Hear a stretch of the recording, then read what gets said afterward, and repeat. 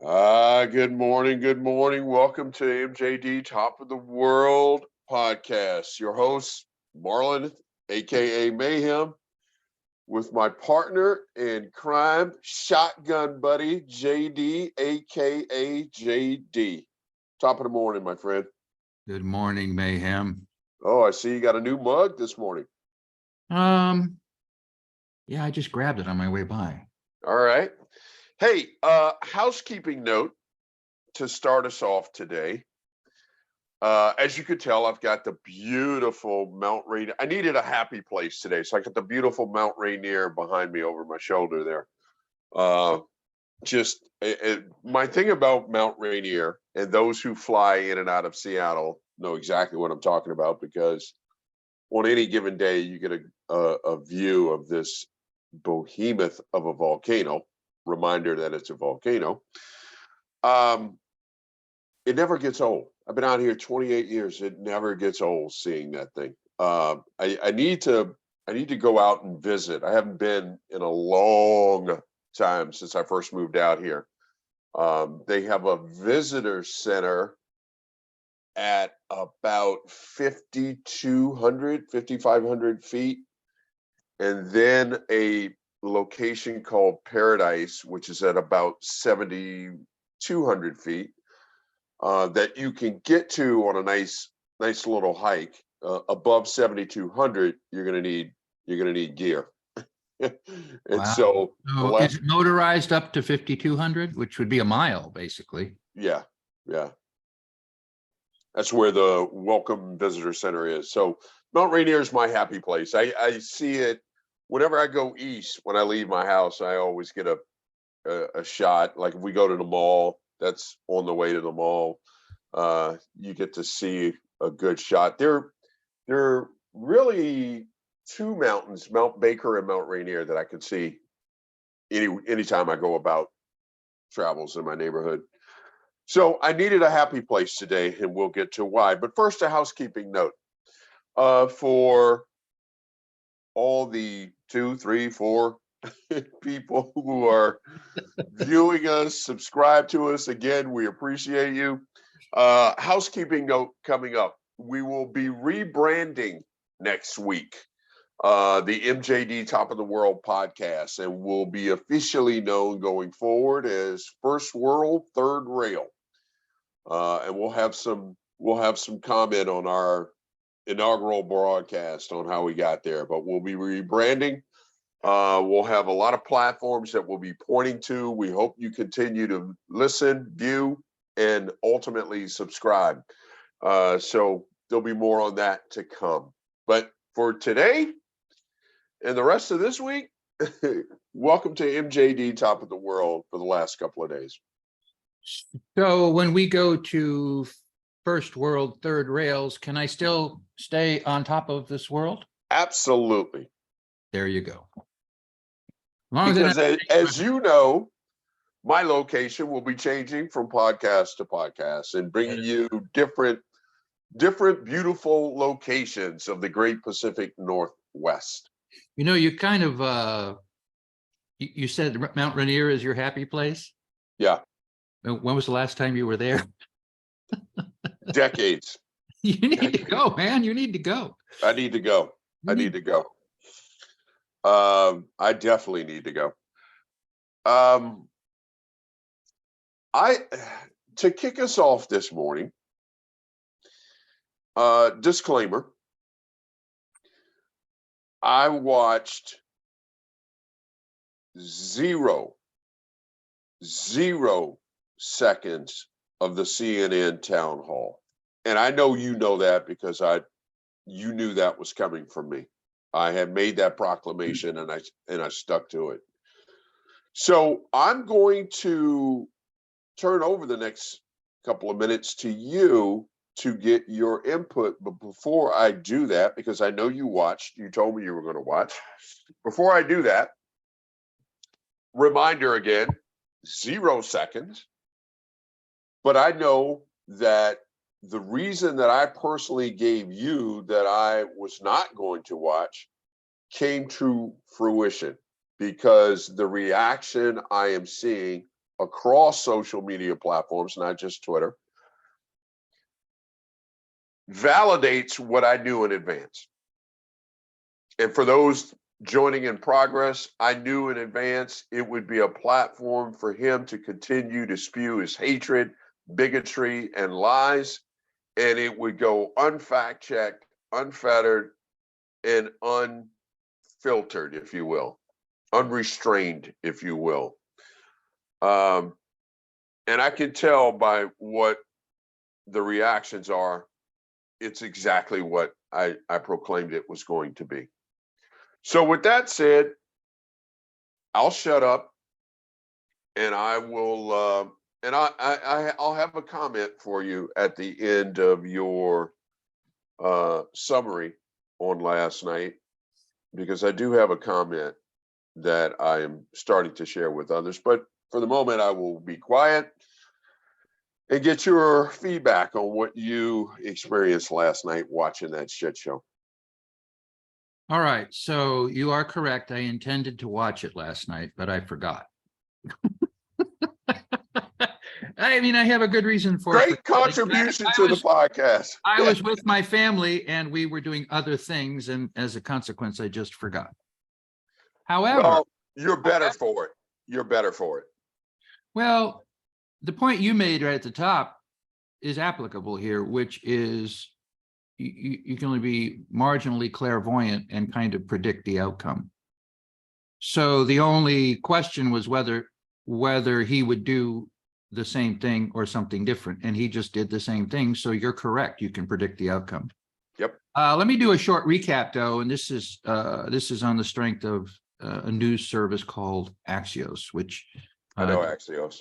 Okay, so let's just do a short recap, and we're not advancing these things, but we need them kind of as a point of reference, in my estimation. And that was my reason for watching, was to have a point of reference, but I'm going to use this cheat sheet.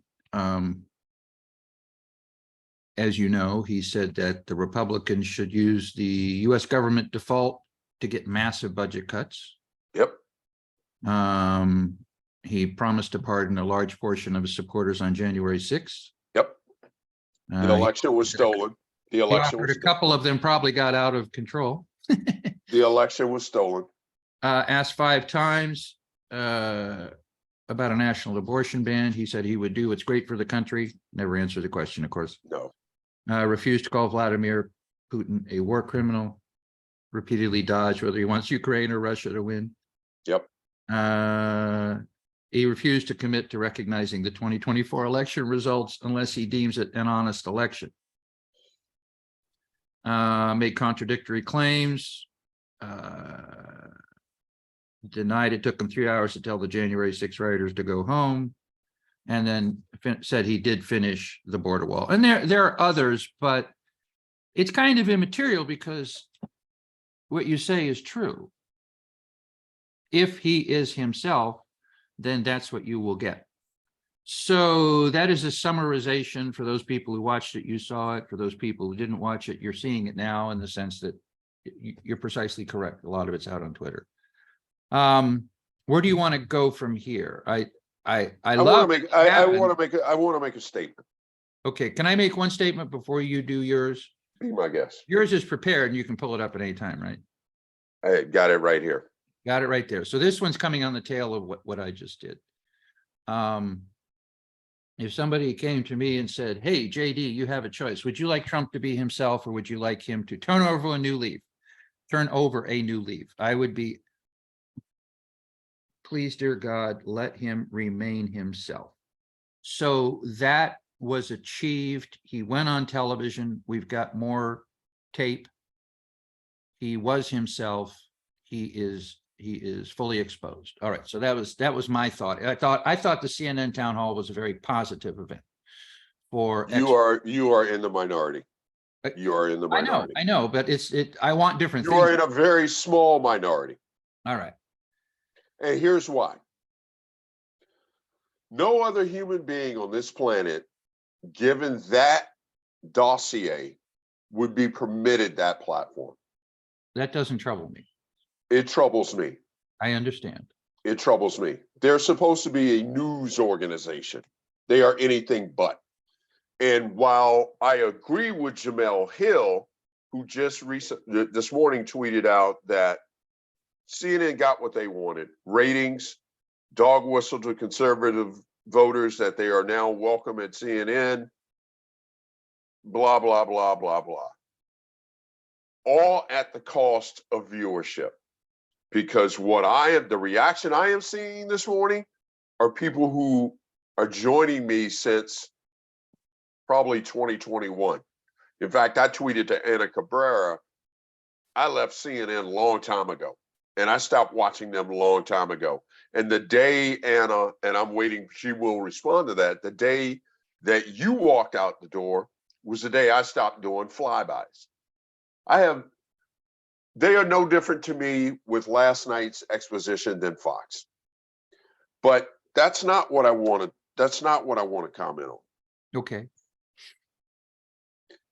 I'm going to go to something we talked about on our podcast on Tuesday, which is the great Maya Angelou. People are who they are when they show you. So you should believe them, who they are. We know who this shitbag is.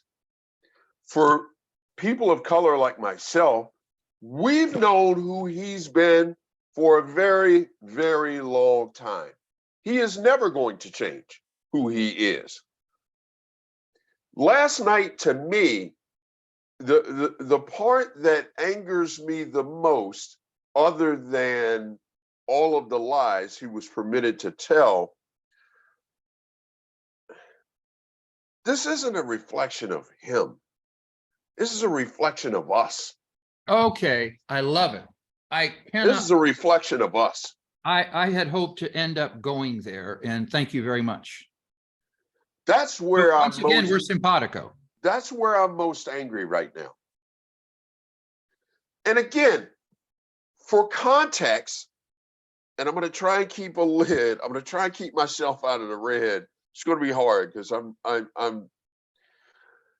For context, white people specifically, I'm calling out white people now in America, wanted to almost virtually lynch a president over a consensual blowjob.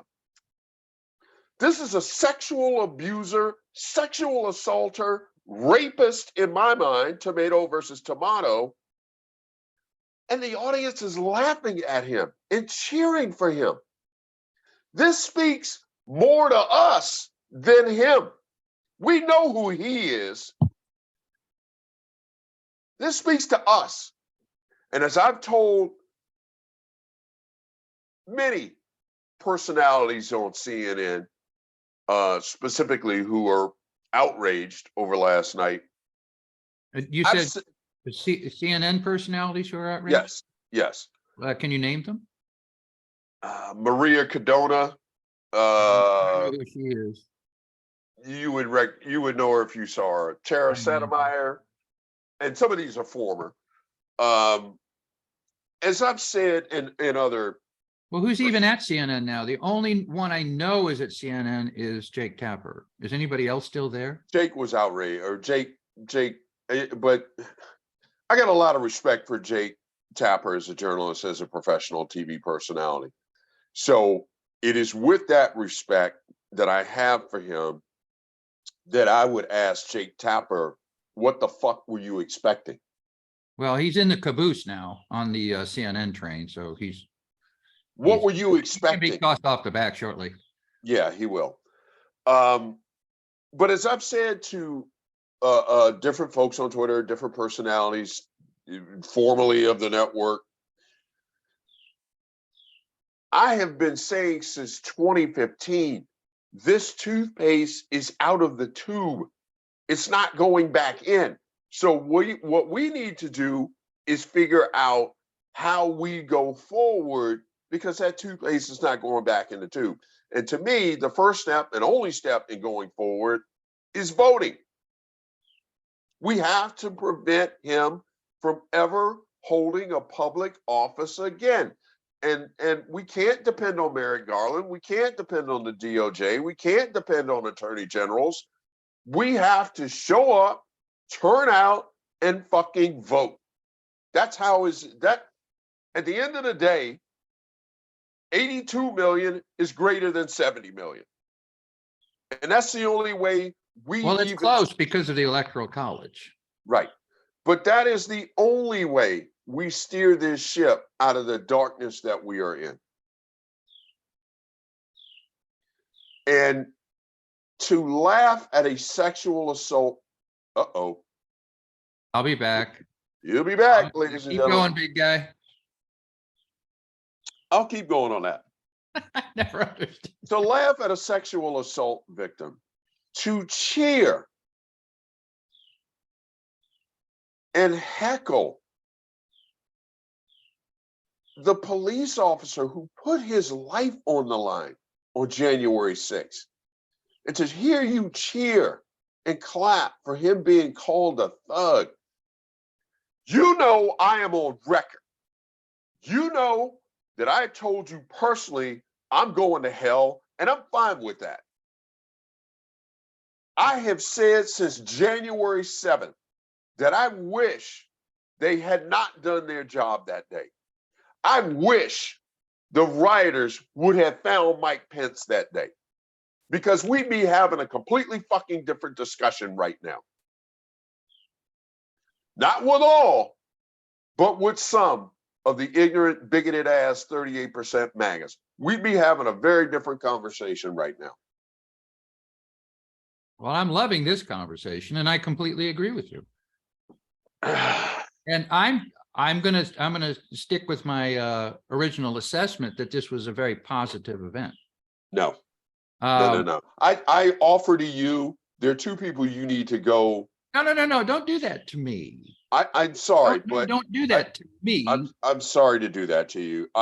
Let me talk about why I think it's a positive event before you say go ahead. Go ahead. Educated. Go ahead. All right. So going back to, I finished reading up some of the bullet points, right? And then you said, I want to make a point, which I think is the point you just made. Yep. And I asked if I could just make one closing point because it had come to me at the end of these. And that was where I stated that was a positive event. Work with me on this. I'm going to try, but I can't. But I'll try. I said you can't, but you're going to try. Okay. I'm going to try. So let me be clear. I put Trump into a very specific category, and that category includes the Putins and the Stalins and the Mussolinis. Mussolini was the first one who actually articulated what fascism is. And the North Korea dude. So I consider Trump to be absolutely the distillation of the worst of humanity. I hate him. I absolutely hate him. As do I. All right. So one of the exercises that you and I never completely pull off is I always imagine alternate outcomes. So let me give you an example of an alternate outcome. An alternate outcome would have been he wins in 2020. Now he didn't, and we've moved along, but that could have happened. Yep. The reasons it didn't happen mostly were around his own incompetence, and were mostly around him believing his own bullshit. Lie. Yeah. So that's the only reason. We were really lucky. Now, directly adjacent to that, good fortune, where he was not reelected, we have a reality. And I always like what you say. You say in 2016, the toothpaste came out of the tube. 2015. And then we argue about that, because what I say, well, the tube has been around since 1776 with the formation of this nation. Right. And some of the toothpaste came out of the tube during the Civil War, and some of it came out during Reconstruction, and some of it came out during Jim Crow, and it's just been kind of coming out. And you're right, we really got a lot of toothpaste out of that tube. And I don't want the toothpaste to go back into the tube. That's why I think it's a positive event. I think the more he pukes up his position, the better it is. And so if somebody said, all right, JD, you're in charge of the CNN town hall. You're in charge of the CNN town hall. What do you want to do? I'd say, the first thing you must do is you must turn the camera and you must start panning through the audience. And then I want you to put the little names of the people sitting in the seats, and I want them to own what they are. And what they are is not good. It's not a good thing. And it's never been a good thing. It's just that people have been achieving their objectives. And I'm going to go ahead and say mostly white people have been achieving their objectives without exerting themselves. It's called a simple majority. They didn't have to reveal themselves because they were able to achieve most of their objectives, which is mitigating the progress of people of color, maintaining isolation and separation from the rest of the world, whether it's LGBTQ, whether it's Jews or Hispanics or Blacks Asian. or Muslims, pick Asian. your poison. Yeah. The whole system was so rigged that none of us even had to lift a finger. Now, there'd be a few things like affirmative action. That was problematic to a certain extent, but it still didn't matter because there were so few people who could even get over that threshold. But now the tide is turning. And so the toothpaste is out. And if it goes back into the tube's going to be thrown out. So that's what is going on. That 38% is now exposed, and they are obligated to reveal themselves. So you may recall one of the analogies that I gave in 2016, which was concurrent with your toothpaste out of the tube, is I said, if you go into the kitchen and you turn the light on, the cockroaches scatter. Right. Well, imagine the cockroaches now have found somebody who's willing to get up on your kitchen table and stand his ground and say all the things that they want to say. And he's not scared of you because he's too fucking stupid. And that's Trump. So Trump is on the kitchen table. You turn on the light. He's king cockroach. And the rest of the cockroaches are not running and hiding. They're like, we've got to stand our ground now or it's over. And that's what's going on. All of this toothpaste is out of the tube. An event like the CNN town hall is revealing the true colors of white people, which are black, dark, evil in many respects. And you're like, well, how is that possible? How can a good person be a manifestation of evil? Because if you turn the camera, you're going to find some good people. You're going to find people who donate to charities. You're going to find people who run food banks. You're going to find people who go to church and do good works. You're going to find people who go build houses in disadvantaged areas. And you're going to be like, how can this good person be evil? And it's a very simple construct. All of those things are fine if their space is not invaded. So let me give you an analogy. Do you have a favorite chair where you watch television? Yep. All right. So let's imagine, for purposes of discussion, your house now is the United States. All right. And I forget, do you go up or down? You have a really Down. nice setup. You go down. Yeah. You go down there and there's some white dude sitting in your chair because your house is now representative of the United States. Okay. And you go down and there's some dude sitting there. And this guy says, and you're like, what are you doing in my chair? And he's like, well, it's a free house and we're equals. You're like, motherfuck. That's exactly what's going on. And you're thinking, well, that's evil. And I'm thinking, yeah, that's evil. I'm Because struggling with that after a point- analogy. After Right. a point, you would start to take action against some dude coming to sit in your chair. So let me do an analogy. So if a black person is there and a white person is there, but the white person is in your chair, the black person has been respectful. He sat in another chair, but it's not your chair. And every time you come down there, that white dude is in your chair again. And eventually you're like, get the fuck out of here. And you toss him out. And the next day there's a knock at the door and there's a white dude and a black dude. And they're like, well, we want to come in and watch TV. And you're like, well, you can come in to the black dude because I know you won't sit in my chair, but I don't want you in here. You're sitting in my chair. And he's like, but it's a free house and we're equals. And you're like, I don't give a shit. This is mine. This is something that I own. It's where I decided to be, and you're violating my space. It's exactly the same thing. White people have that same mindset that they are losing their place, that other people are occupying their space. That's what's in the "you will not replace us." That's what's in all of this, which is subjugating people of color and people who are coming to take the place of the majority whites.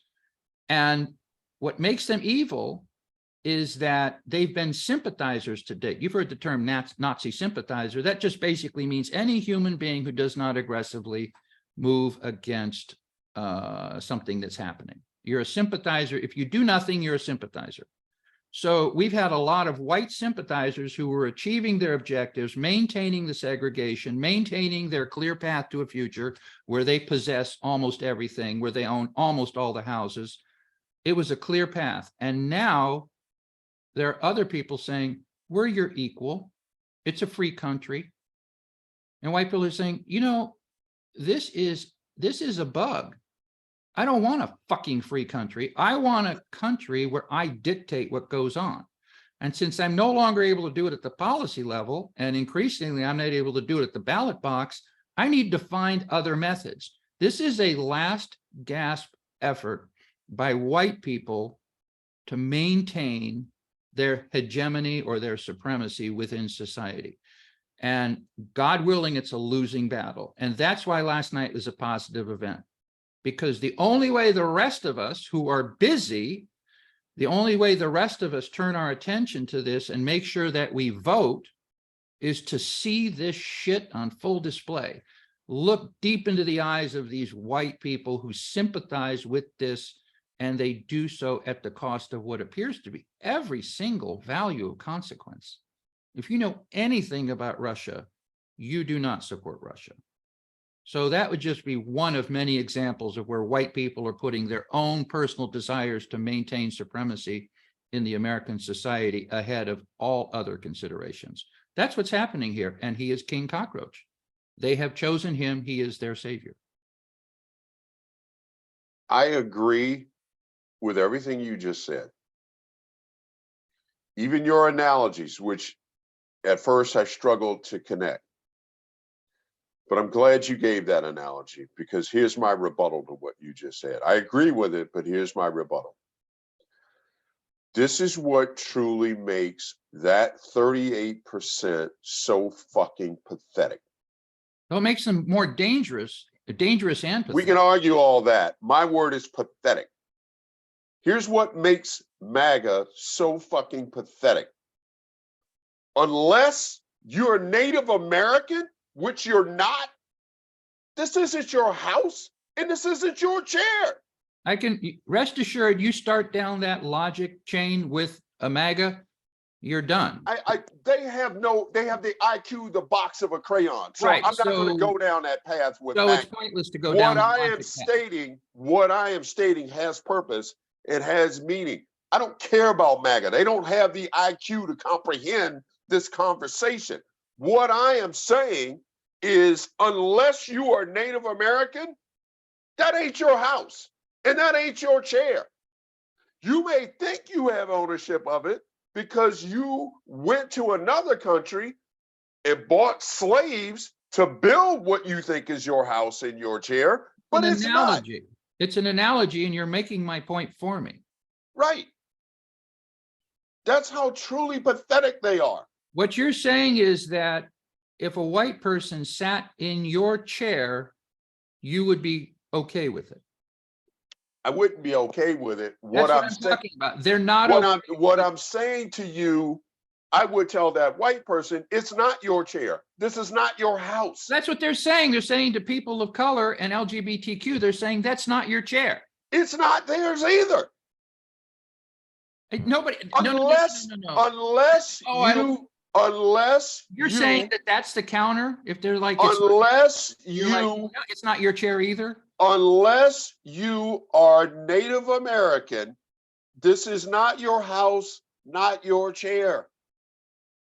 Okay, I like that. That's like a new vein. We've been saying this forever. It's got the kind of irrational rationality. Black people have been saying this for decades. This is not your house. This is not your chair. You think it is because you enslaved people to build that house and chair. That's how you got that house and chair, but it's not yours. You weren't here. I like it, but it's not useful. It's not useful. It's fact. It's fact. You are correct, but it's not useful in dialogue either with our own. Because we're dealing with a species that has an IQ of a box of fucking rocks. Well, you know, that's a separate. I'm never gonna have that dialogue with them because they can't comprehend fact. They can't comprehend truth. That's not, we disagree on that. They just proved it last night, JD. Right. And what they're saying is we're going to ignore facts. If you're ignoring something, that's different from not knowing it. They know it, they ignore it, it doesn't suit their purpose.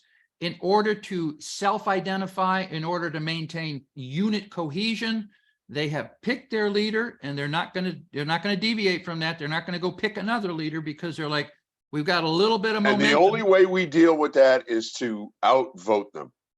There are more of us than them. Statement. Nobody would argue with that. There are more of us than them. So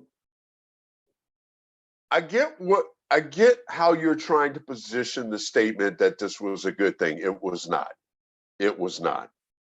Because you're allowing and permitting and emboldening outright lies, and that is not good for America. Okay, work with me on this one. Let's say that I heard what you just said. I hope you heard what I just said.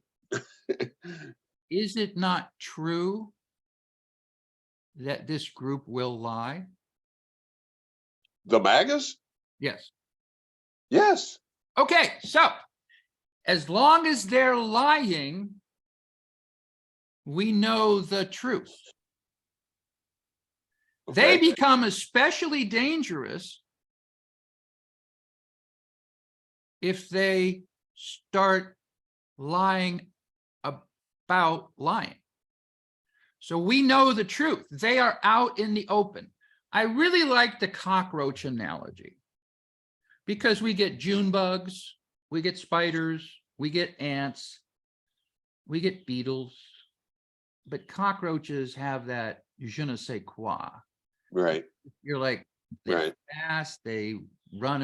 You want to squash them. I'm happy to report we don't see them very frequently. You want to squash them. The point is that they hide. So if somebody were to press me on this and say, are you sticking with your position that any exposition of these cockroaches is a positive? I would say yes. We need to look directly into the eyes of the cockroaches. And those were the people in that audience. Now, this is something that I have read about this morning. There's a little bit of curiosity about where the fuck did they find this audience? And I'm at a disadvantage because I didn't watch, but my understanding. They're Trumpers. But okay, but this lends some credence to the gamble that CNN. I don't think they've fully committed yet. I think CNN is. It doesn't matter. It doesn't matter. The roulette table right now. They're like, it doesn't matter. Go. It doesn't matter. No, it doesn't matter. Every lieutenant. Start thinking about this as a calculation. Bear with me a moment on this because I'd like to actually revisit this in the future. I think this is a big deal. So a Sean Spicer or a Michael Flynn or a Giuliani, all of these people make calculations. And their calculation is, this has a low probability to succeed, but if it does succeed, then I will be catapulted into a role of substantial importance and tremendous wealth. Basically, they're looking at this as a startup opportunity. And that's the calculation that these people make. It's They're a like, wrong if one. I can just hang in there long enough and it succeeds, It's a wrong then one. I am going to become a Goebbels, or I'm going to become somebody who has tremendous influence. It's wrong one. It's an incorrect and gross miscalculation. That I'm hoping that's the case, but Not as hope. individuals, Not let's hope. look at Cohen. Cohen made the calculation that if he stuck with Trump, he would end up with more money, more influence, more power. Short-term gain. Right. And then he recalculated. Have you ever had a GPS and you drive past something and it's like recalculating? So Claiming to be the most trusted name in news, that's a gross miscalculation because you're not going we to don't be. know yet. We don't Yes, we know do. yet. Yes. We don't know yet. Yes. We don't know. No, we don't know yet. Yes, we do. There are still mathematically more white people, and you cannot tell how many Got are. that. Got that. What I'm telling you that I'm seeing trending already is a vast small sample size. In an echo chamber. You're not living in their world, and there are a lot of them. This is their world. Social media is their world. There is a vast majority, not vast majority, there is a groundswell of people who are saying last night was it for me. Oh, so you're making my point. That's good.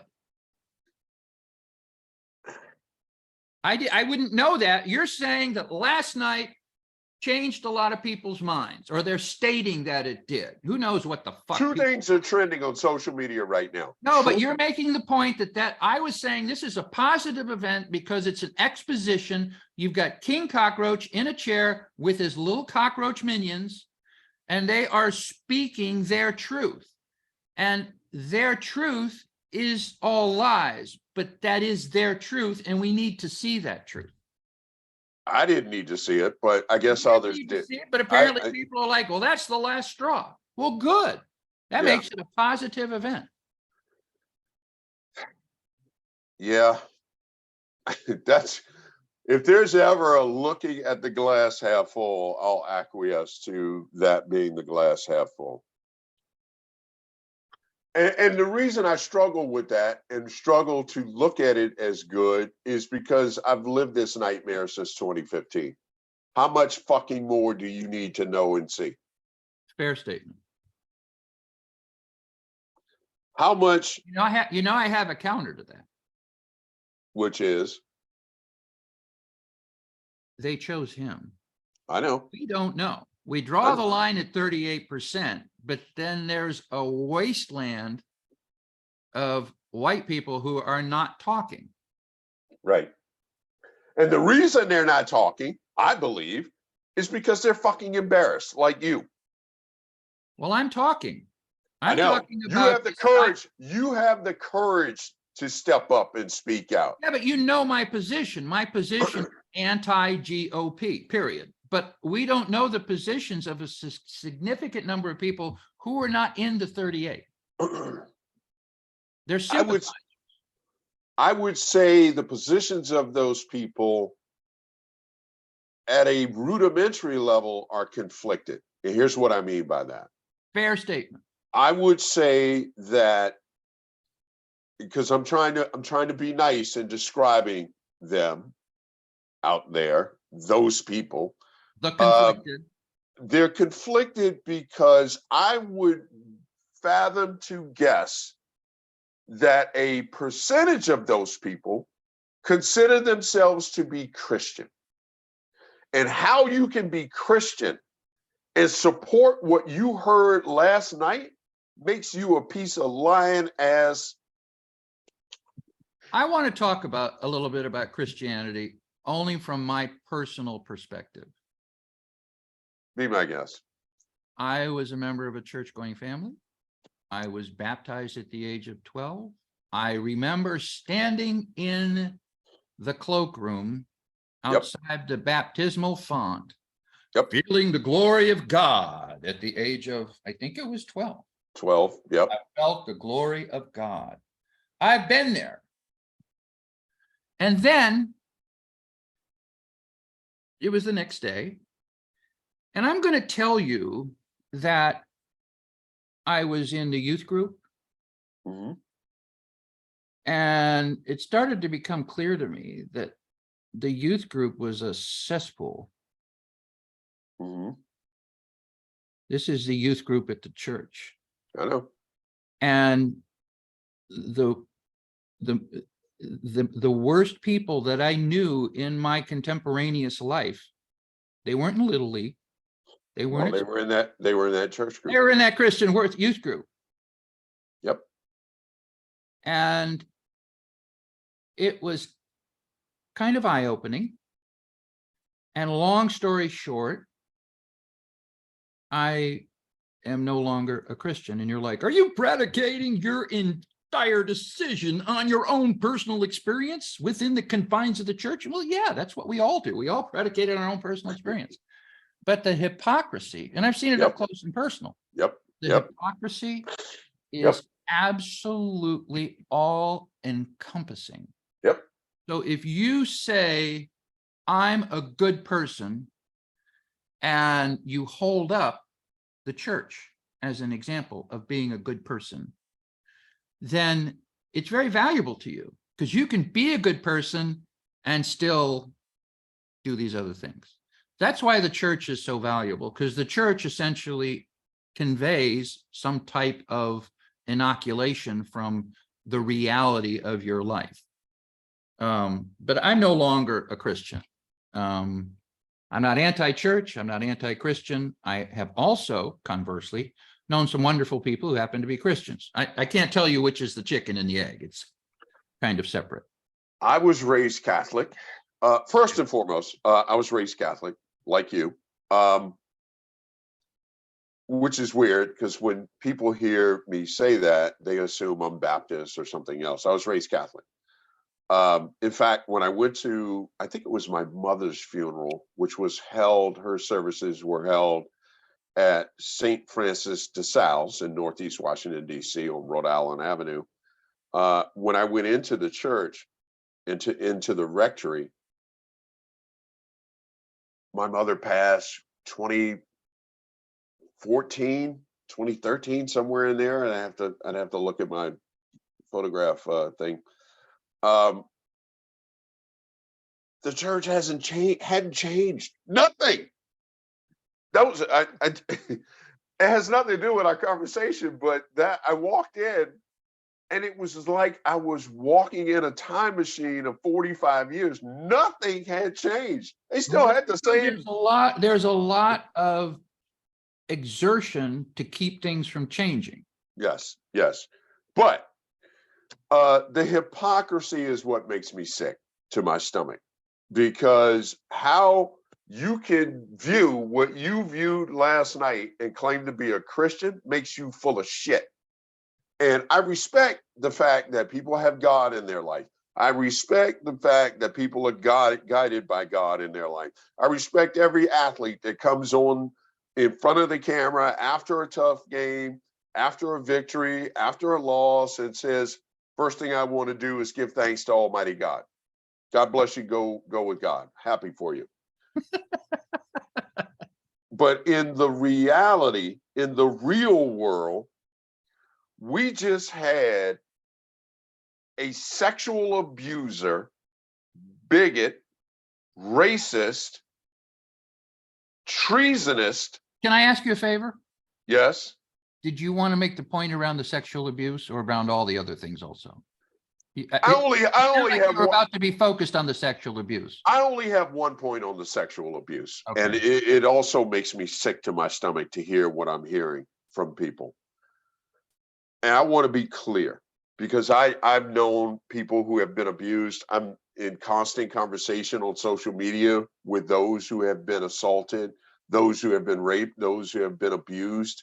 I've dated women that have been sexually assaulted, so I know I have a keen insight to what their struggles have been and are remain to this day.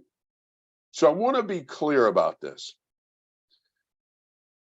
And and the best way I can do it is to go back to my tweet. Sexual abuse versus rape is tomato versus tomato. It's one and the same. And the only difference, it's not being labeled as the same right now, is because we're talking about an old bigoted white man. If that were me, I'm trying to catch up to you. Where are you headed on this? if that were me, if that were Van Jones, houseboy, he would be You're labeled. trying to fractal, man. What's the point you're trying to make? There is no difference between a sexual abuser and a rapist. There is no difference. Agreed. None. It And comes why are under the we? rubric Why of are we? violation. So why are we trying to draw this line of distinction here? I don't know who we are. Oh my God. I'm not trying to draw a line of distinction. There are so many people, and I can name two specifically Black people who, behind the verdict, came out immediately and said, okay, they need to say the right thing. He's not a rapist. All right, so Tomato versus tomato. there's a mild divergence on this particular subject. I have absolutely no interest in splitting that particular hair. I mean, I'll hang out for the dissertation, but it's not. I'm not taking anything from it. It just the point you're making, it's fucking immaterial because it's a violation of another human being's sanctity. Yes, yes. And it sucks. Yes. And then are you offended by the fact that people are just splitting hairs and using that part? I understand. That part I understand. It's insane. It is insane, but for anybody who's present, they're either going to be wholly on one side or wholly on the other. In other words, you and I are on the same side. We think he is just a predator. And so why people laughed at that last night? That is so valuable. That is so precious. So you're saying we need to vote. And what are you voting against? Look at that. Those people who probably will identify as Christians. Yep. Most assuredly will identify as good people. In their mind. Right?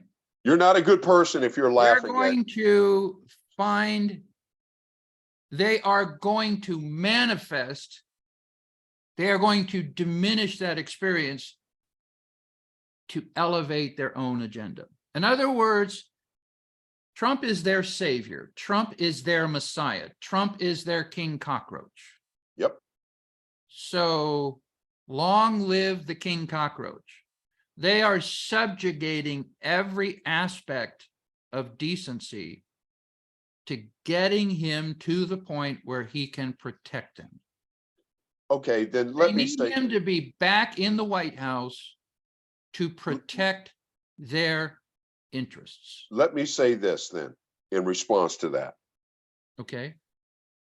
If you step to me proclaiming to be the Christian that you have paid, if you step to me claiming to be your proclaimed Christian and Christian values, I will slap the living shit out of you. Okay, so we're if somebody actually exposes me to their Christianity and they start essentially proselytizing, my opinion of them goes down rapidly. Tremendously. If I discover that they're Christian or Muslim or they follow Islam or they're Jewish, I have absolutely no opinion on it whatsoever, because I think it is a privilege to have some independence in your own life. Yes. And believe what you believe. Yes. But the minute it's held up as some type of, like if you know how you're watching a cop show and they whip out their badge, which Yep. confers authority. It's like, this is my badge, so I'm in a position now to arrest you or some other thing. That's fair. That's the essence of a badge. But if somebody's like, I'm a Christian, it's like, fuck I you. look, if you hold up that badge, I got no problem with you holding up that Yeah, badge. but a Christian doesn't have any right to do that to another human being. We can make that argument. What I'm saying to you is if you hold up that badge, but you are in support of what we saw last night, I will slap the living shit out of you because you're not a Christian. Okay, they're two separate things. How are they separate? They're two separate things. How? I'm arguing Evangelicals. hold on it. I'm arguing that religion doesn't do a goddamn thing for you. For me personally? No, for anybody who is religious. Religion is a lifestyle choice in the sense that it's who you want to hang out with, it's what you want to hear about, et cetera, and that's fine.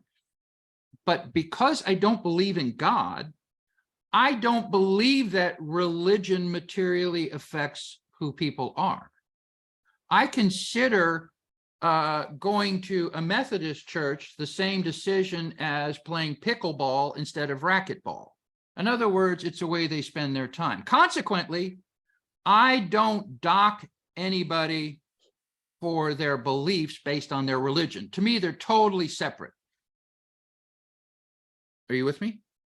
I'm trying to. I consider hypocrisy to be a natural byproduct of existence. And if somebody says, because you're a Christian, this makes it worse, I don't do that. I don't do that. I don't do that either. But what I'm saying to you is it's bad on its own, irrespective of what you are. Okay. Okay. I mean, if a cockroach is like, I'm a Christian, I'm like, I'm not factoring that in. I don't give a shit. But how can you say that? Because it's meaningless. Christianity is meaningless except to the person who is enthralled to it. And the only other benefit it confers is the same one that a red hat confers, which is I'm with this group. If you're a Seattle Seahawks fan, or you're a St. Louis Blues fan, or you're a New York Jets fan, that's the same as I'm a Methodist, I'm a Baptist, it's the same fucking human psychological association with the group, but it doesn't confer anything.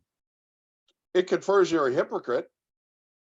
But the hypocrisy goes to the existence of the human being in the context of doing well and right by other human beings. All of that stands alone. There's a really good series of arguments between a guy named Jordan Peterson and a guy named Sam Altman. And basically the discussion is around, if God exists, does it matter? And the answer is, if you have faith that God exists, you're done and dusted. It's fucking immaterial whether he exists or not. Not to people who believe he exists. But the people who believe are just manifesting their own beliefs inside of a construct. So from that standpoint, if somebody is going to willfully put their own interests as a species or a race or a group in front of everything else, including decency that would keep you from chortling when somebody talks about the rape of a woman or the aggression against a woman, in order to elevate and keep elevated your cockroach king, that transcends religion. In other words, what I'm saying is that I don't think we should stop at the hypocrite. I'm not going to go through the hypocrite turnstile because it's fucking immaterial. Religion is meaningless. It's just a choice that you make. The true issue is right at the behavior, the individual behavior of that person, irrespective of their religious affiliation. And that's why you turn the camera and you look at the person in row 3, seat 4. You're like, hey, look at this guy. He just chortled at this. What is he trying to achieve? It's him. It's him. It's every single one of those people who are saying, in order for me to maintain my place as a rapidly dwindling species.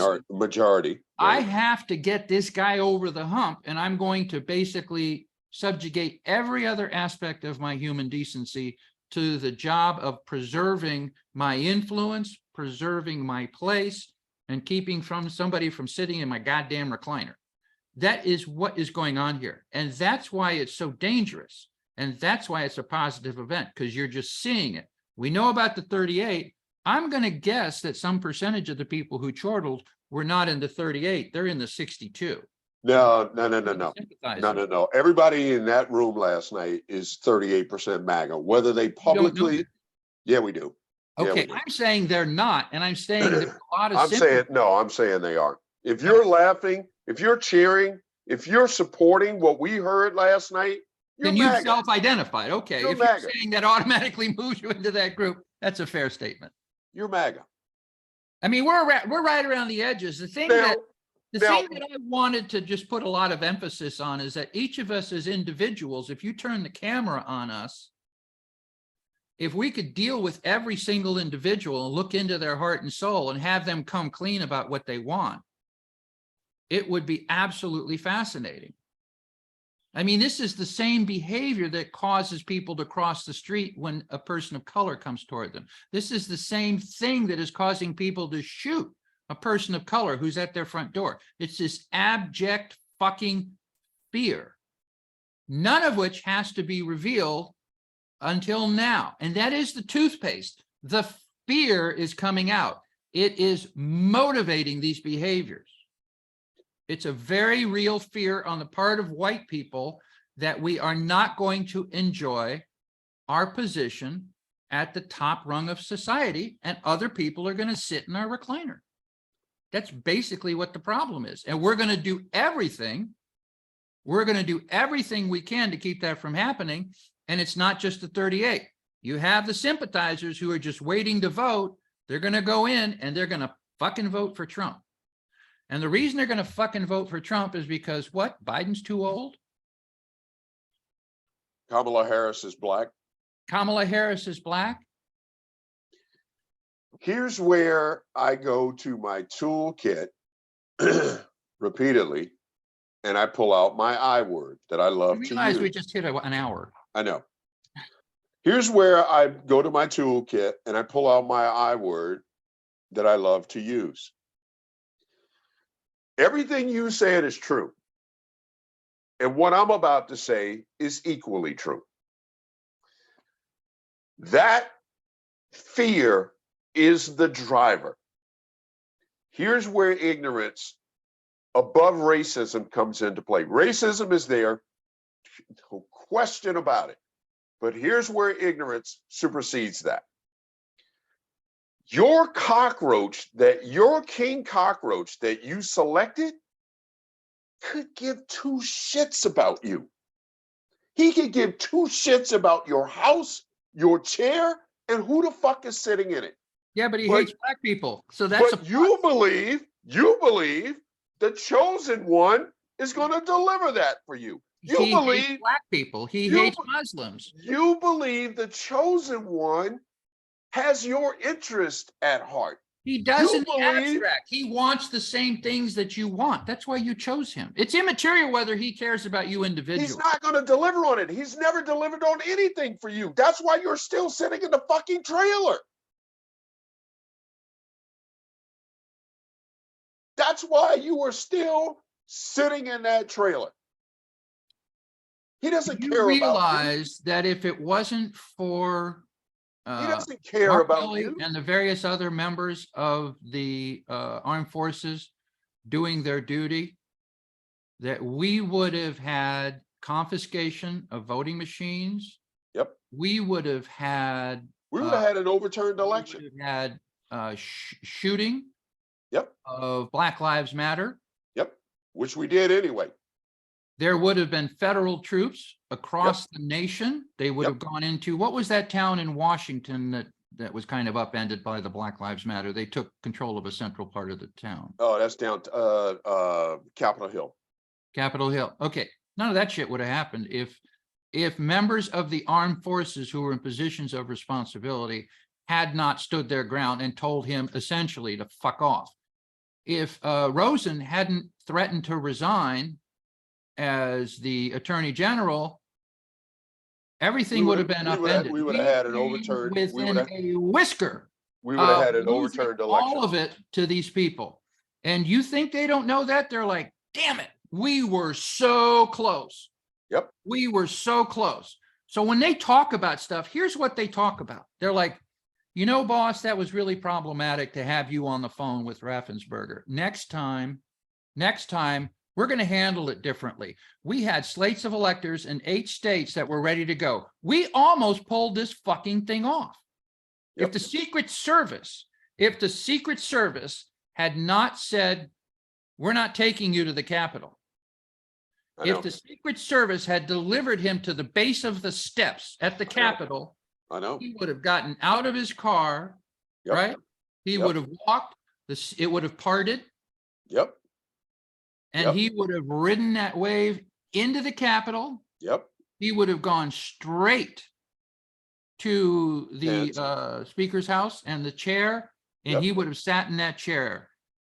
And he would have said, we have irregularities.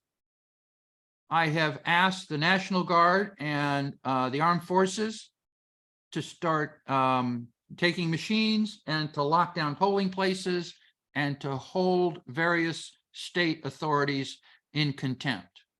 We came that close. And you know what's interesting? That 38% is not as dumb as a box of rocks. They're like, we were so close. We were that close.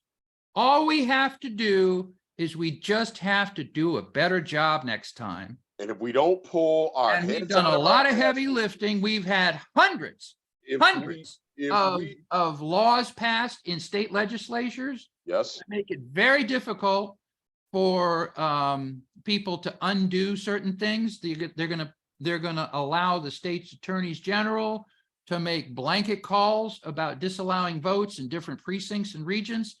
All of those things are in place. So if you're a white person who is like, I don't like the way the country's going, we got all these LGBTQ people, and we got these people of color, and we got all of these Jews, it's a huge fucking problem, and we were so fucking close.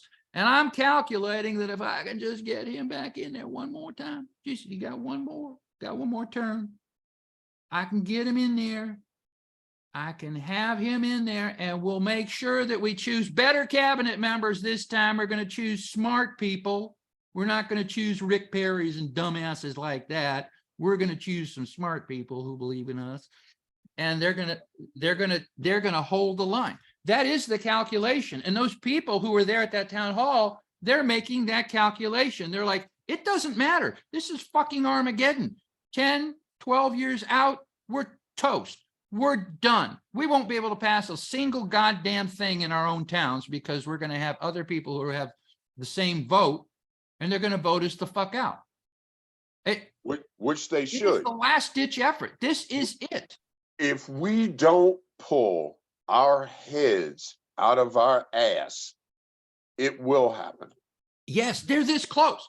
They're this close. And you saw the poll that said that Trump and Marjorie Taylor Greene were 7 points up on Biden and Kamala Harris. And you can quibble with the poll, but even the idea that that exists is testament to me, that doesn't exist. Cockroach and his cockroaches. You want to talk about meaningless? That's meaningless. I don't want to talk about polls. Polls are meaningless. Okay, polls so that's probably the difference. Because polls I'm are meaningless. white, because I'm no. Has nothing to do with that. No, has nothing to do with I that. can see The in only the hearts of white people, and I know what we are thinking. The only people being polled in this country are old white people who have landlines in their home. I haven't had a landline. Let me agree with you. You just cited my demographic, and there are a shit ton of old white people. What's the one thing that Trump disagrees with McCarthy on? One thing. Social Security, I think it is. Exactly. You think it's an accident? He's the Messiah? All these old fucking white people are like, we need to get Trump in there to shut fucking McCarthy down. Not at all. But old white people who have landlines in their home do not outnumber the rest of us. They don't have to, because they vote at a much higher percentage. You only need 10 black people, 10 white people to cover 20 people of color because we vote at such a higher rate. Not since 2018, 2020, and 2022. And No. this is why last night was so valuable, because if you're anybody and you're looking in from the outside, you're like, oh, Jesus Christ, it's so true.